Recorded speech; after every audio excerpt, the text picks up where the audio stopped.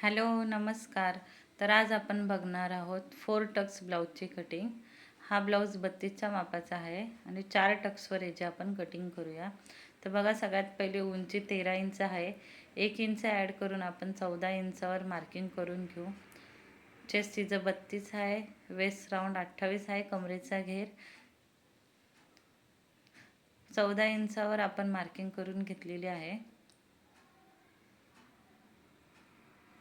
आता 32च्या मापासाठी आपल्याला 2.25 इंच हा आतील उंची आणि 2.25 हे शोल्डर उंची घेतलेली आहे आणि 5.5 इंचावर मी मुंडा कटिंग करते.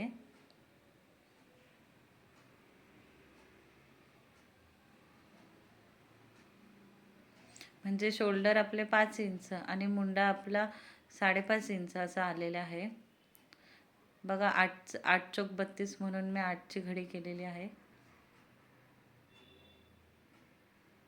खालून सरळ करून घ्या कपडा पहिले. 28 इंचाची कंबर आहे. 1.25 इंचाचा टक्स दिलेला आहे मी आणि 2.25 इंचाची मार्जिन खालून आणि वरतून सोडलेली आहे. आता इथून आपण 1.25 इंचावरच मार्किंग करू.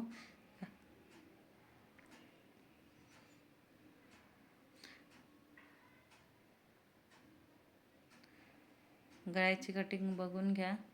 गळा कधी पण उंचीतून गळ्याची मायनस करून जी पट्टी उरते तिच्यामध्ये अर्धा इंच ॲड करून मी खालून गळा मोजत असते. खालून मी 3.25 इंचावर डीप दिलेला आहे आणि असा हा आपण गोलाकार देऊन घेऊ. तर हा आपण सगळ्यात पहिले कट करून घेऊ. बघा, मुंडा माझा किती आलेला, 8 इंचावर आलेला आहे. म्हणजे ही बॉडी मेजरमेंटवर 15 इंच याचा मुंडा आला होता आणि कटिंगवर आता आपला 16 आलेला आहे. 1 इंच हा मी थोडा लुजिंग मार्जिन सोडलेला आहे, कारण का कॉटनचा ब्लाऊज पीस आहे आणि हा धुवून अजून आकसून जाईल.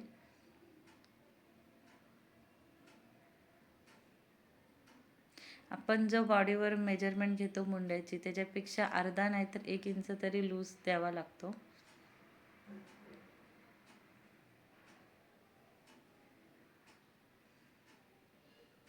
आता आपण खालची पहिले योगपट्टी काढून घेऊ. योगपट्टी आपल्याला 3 आणि 4 असे आपल्याला काढायचे आहे. 3 बाय 4 इंचाची.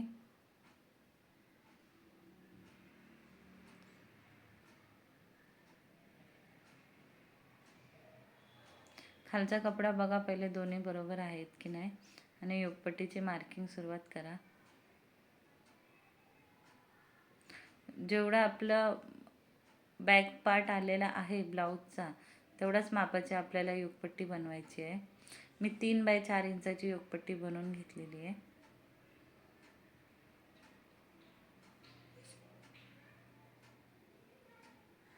आता आपला फ्रंटचा जो गळा आहे तो 6 इंचावर आहे, तर त्याची 6 इंचावर मार्किंग करून आपली पुढची मार्किंग करूया.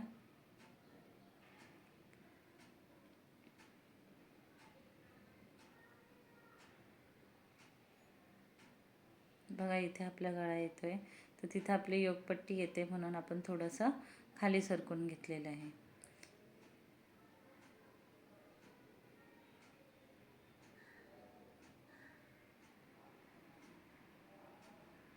एकदम व्यवस्थित असं ठेवून घ्या कपडा पहिले. आता हा बॅक पार्ट आहे तसंच्या तसं आपण पहिले कडेने ड्रॉ करून घेऊ आणि मग त्याच्यामध्ये आपण योगपट्टी मायनस करून 4 टक कसे द्यायचे ते बघूया. तुम्ही जर माझ्या चॅनलवर नवीन असतील तर माझ्या चॅनलला सबस्क्राईब करा, व्हिडिओला लाईक करा, कमेंट करा.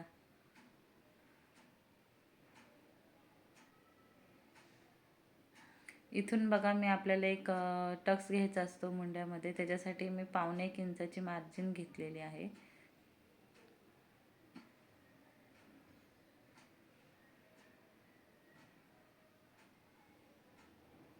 खालून मी 1.5 इंच आणि आतल्या साईडने 2.5 इंच मी कट करून घेते. तेवढा कपडा आपल्याला नको आहे.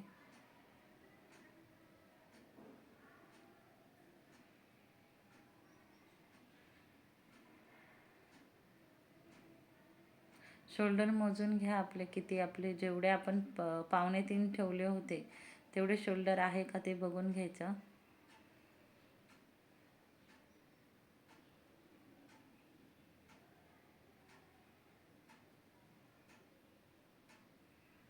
आतल्या साईडचा खड्डा देऊन घेऊ, पुढच्या बाजूचा. शोल्डर पण एकदम मोजून घ्या 2.25 आहेत का. कधी कधी जास्ती होऊन जातात, त्याच्यासाठी पहिले झाकून घ्या. आता बघा मी 3.5 इंचावर हुकपट्टीच्या साईडने मार्किंग केलेली आहे. वरतून मी हा 32चा माप आहे म्हणून 8.5 इंचावर मार्किंग करत आहे. अर्धा इंच हे आपण शिलाई मार्जिन धरलेली आहे आणि त्याच्या खाली आपल्याला 1.5 इंच यायचं आहे. साईडनी पण आपल्याला 1.5 इंच वाढवायचे आहेत आणि मुंड्याच्या साईडला 2-2 इंचावर आपल्याला टक्स घ्यायचा आहे. मुंड्याच्या साईडनं 2 इंचावर आणि खालचा टक्स आणि हुकपट्टीचा टक्स हा आपल्याला 1.5 इंचावर घ्यायचा आहे. आणि जो मिडलचा जो टक्स आहे हा आपण छातीचा चौथा भाग आणि प्लस अर्धा इंच वरची शोल्डरची मार्जिन घेतलेली आहे.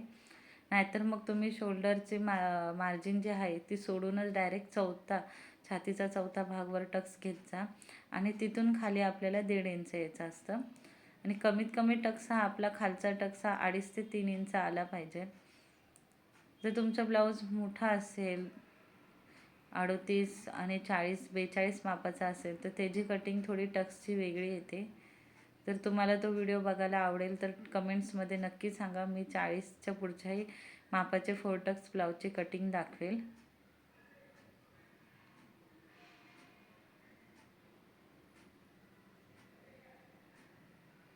जशी साईज वाढत जाते तशी थोडी कटिंगमध्येही बदल करावा लागतो.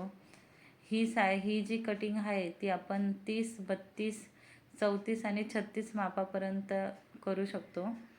नंतर आपल्याला 38 पासून थोडेसे बदल करावे लागतात.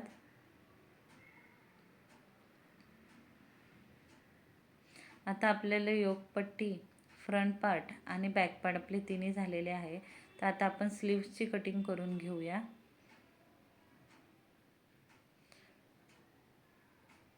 स्लीव्स कटिंग करण्यासाठी बघा पहिले आपण जो बॅक पार्ट आहे त्याचा जो मुंडा आहे तो बघून घेऊ किती आलेला आहे. टक्स देऊन घेते इथे मी पहिले. कधीही टक्स हा गळ्याच्या खाली आला पाहिजे, गळ्याच्या वरती गेला नाही पाहिजे.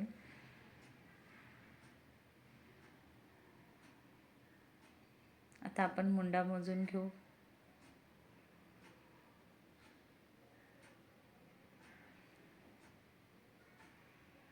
हे बघा आपला 9.5 इंचाचा मुंडा आलेला आहे, म्हणजे आपल्याला 8.5 इंचाची घडी लागेल. 9.5 मधून मी 1 इंच मायनस करून आपल्याला 8.5 इंचाची घडी करायची आहे. आपली स्लीव्सची उंची 5 इंच आहे, त्याच्यामध्ये 1 इंच ॲड करून 6 इंचावर मार्किंग करून घेऊ. पण हा ब्लाऊज विदाऊट अस्तरचा आहे त्याच्यामुळे मी 7 इंचावर करते. खालून आपली 1.5 इंच मार्जिन सोडते मी फोल्ड करण्यासाठी. आणि हे बघा वरती आपलं 5.5 इंच उरले. पण 1.5 इंच मार्जिन हे जास्ती होईल म्हणून मी 1.25 इंच मार्जिन सोडलेली खालून.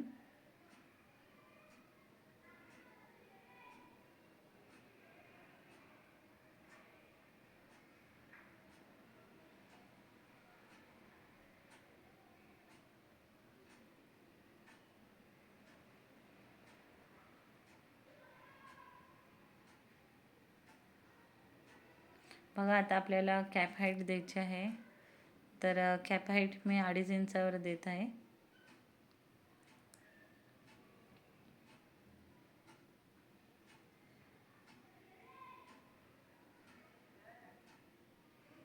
एक तिरकस रेष सोडून घ्यायची आणि त्याचा आपल्याला मध्य काढायचा आहे. आणि मध्याला दोन्ही साईडनं 1.5 इंच अशी मार्जिन द्यायची आहे. ही मार्जिन अशी असावी की दोघांमधलं अंतर हे आपलं 1.25 इंच आलं पाहिजे. आणि बघा वरच्या साईडनं पण 1 इंच मार्जिन सोडलेली आहे आणि 1 इंचानंतर आपण जो एस आकार आहे तो द्यायला सुरुवात केलेला आहे. खाली 5.25 इंचावर मी मार्किंग करून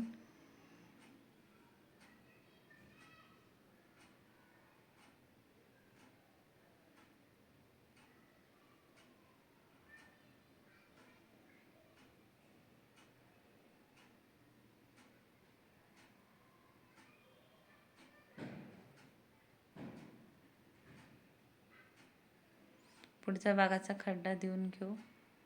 खड्डा देताना कधीही स्लीव जे आहेत बाही ती ओपन करूनच देत जावा, म्हणजे त्याचा आकार समजेल. तर अशा प्रकारे आपली स्लीव्सची कटिंग बॅक पार्टची आणि फ्रंटची आणि योकपट्टीचे सगळे झालेले आहे. आता मी तुम्हाला क्रॉस पट्ट्या कशा काढायच्या ते दाखवते.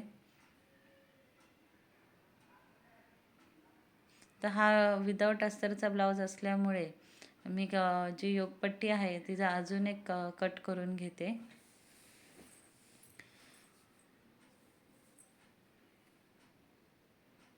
कुठेही मार्जिन न सोडता आहे तशीच आपल्याला कटिंग करून घ्यायची आहे.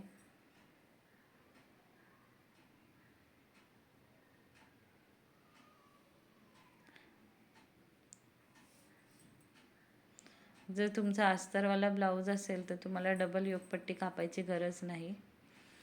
आता बघा आपल्याला क्रॉस पट्ट्या काढायच्या आहेत. तर अशी पहिले आपण फुल्या मारून घ्या आणि जी क्रॉस साईड आहे त्याच साईडनं पट्ट्या काढायला सुरुवात करा. पहिले कपडा सरळ करून घ्यायचा, त्याला सरळ फुली मारायची, मग त्या सरळ फुलीमधून एक क्रॉस फुली जाऊन द्यायची आणि त्या क्रॉसला बरोबर आपल्याला पट्ट्या काढायच्या आहेत. नाहीतर तुम्ही क्रॉसपट्टी म्हणजे कुठल्याही साईडने काढतात आणि मग ते पायपिंग फिरते, उभी राहते आणि आपल्याला असं वाटतं आपण तर क्रॉसपट्ट्यांनीच पायपिंग केली होती, मग ही कुठे चुकली. तर पट्ट्याच काढताना आपली चुकी झालेली असते म्हणून आपली पायपिंग उभी राहते. तर क्रॉसपट्टी ही बरोबर क्रॉसमध्येच आली पाहिजे. तर अशा प्रकारे आपली सगळी कटिंग झालेली आहे. आता पुढच्या पार्टमध्ये मी तुम्हाला स्टिचिंगचा व्हिडिओ दाखवेल. तर माझ्या चॅनलला सबस्क्राईब करून ठेवा, म्हणजे तुम्हाला पुढचा पार्ट आला का लगेच तुम्हाला नोटिफिकेशन येईल. थँक्यू पूर्ण व्हिडिओ बघितल्याबद्दल. काही प्रश्न असतील तर कमेंट्समध्ये नक्की विचारा. तुम्हाला माझा व्हिडिओ कसा वाटला तेही नक्की सांगा.